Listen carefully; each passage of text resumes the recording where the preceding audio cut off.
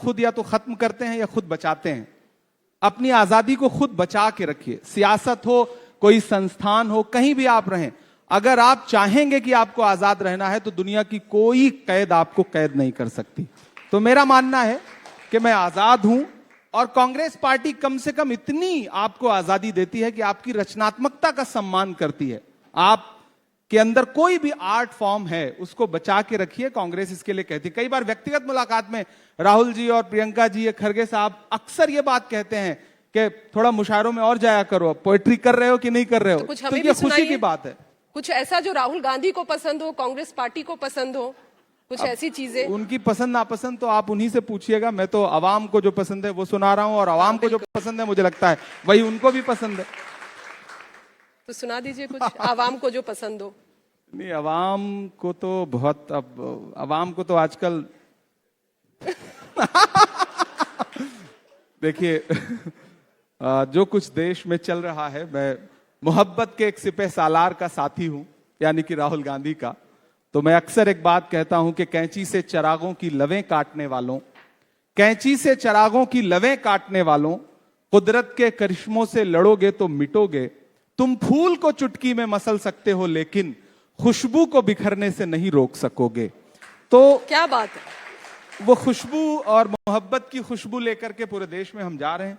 केरल से अभी आ रहा हूं और हमें पूरा यकीन है कि केरल में मोहब्बत की खुशबू, केरला में मोहब्बत की खुशबू फैलने जा रही है। केरलम में। और हम, हाँ, अब केरलम हो गया है, तो हम वहां सरकार बनाने जा रहे हैं। वहीं बनाने जा रहे हैं। 5 राज्यों में चुनाव है, कहीं और के लिए भी कह दीजिए। शुरुआत हमने बिल्कुल समंदर के साहिल से की है और फिर आगे तक बढ़ेंगे। बीच में आएगा पौंडीचेरी, हम वहां भी सरकार बनाएंगे।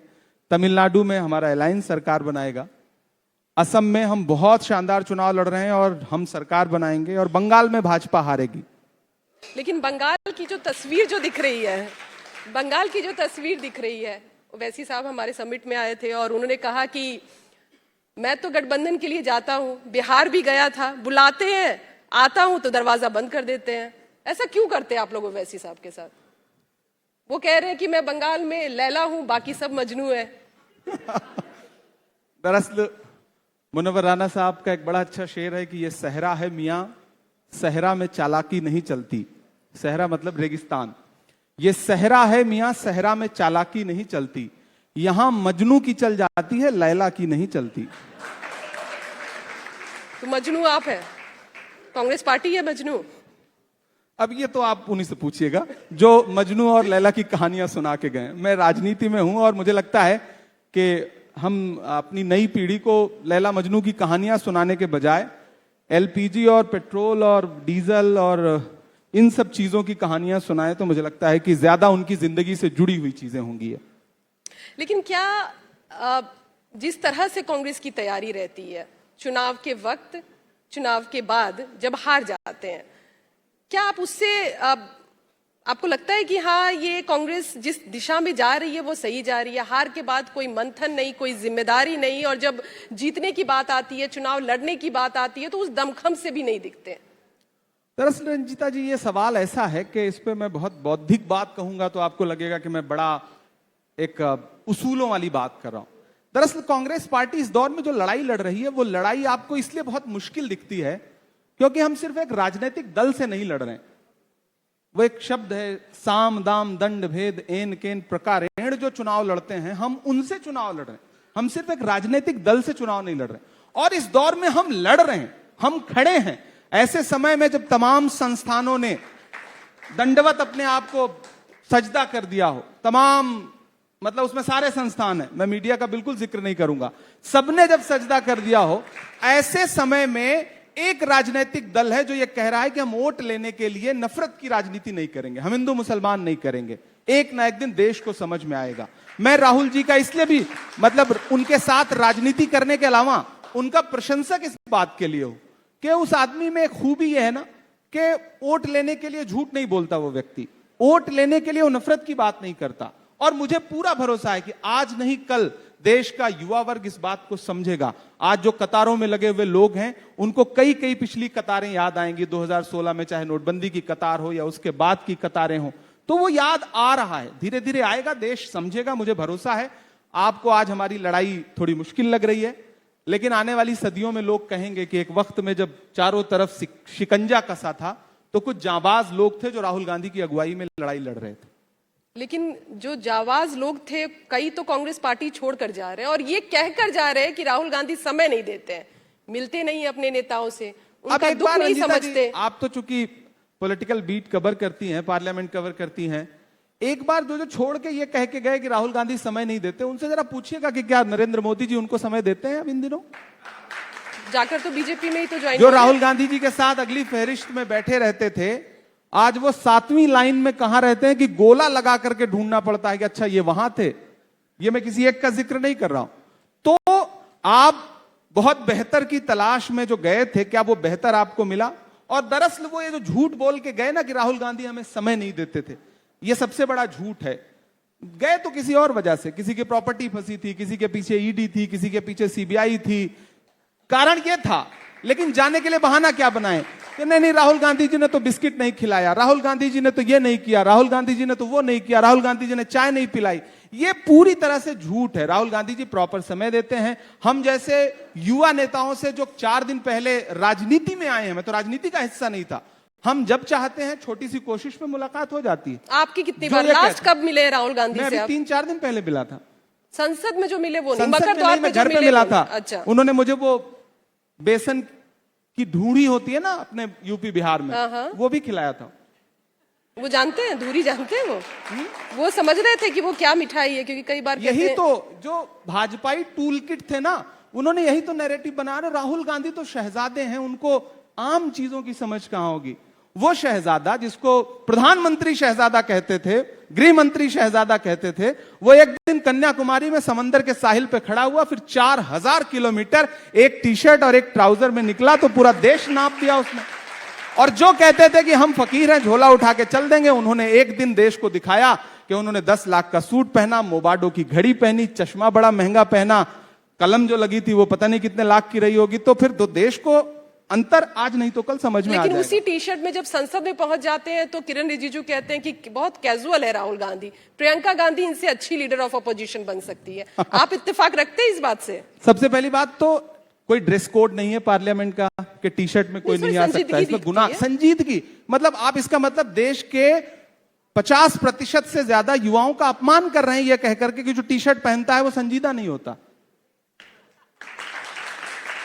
मतलब आप सूट पहन के आएंगे तो आप संजीदा हैं। जो इस देश का गरीब गुरबा जो धोती कुर्ता पहनेगा वो संजीदा नहीं है, जो टी शर्ट पहनेगा वो संजीदा नहीं है। संजीदा सिर्फ 10 लाख का जो सूट पहनता है वो है। ये बहुत ही गलत उपमा है, पहली बात। दूसरी बात यह कहना कि leader of opposition Priyanka ji होती, मुझे लगता है किरण रिजिजू जी भाजपा में है, भाजपा ने उनको संसदीय कार्य मंत्री का काम दिया है, वहां वो तय करे ना कि कौन पेट्रोलियम मंत्री होगा, कौन रील मंत्री होगा, कौन रेल मंत्री होगा।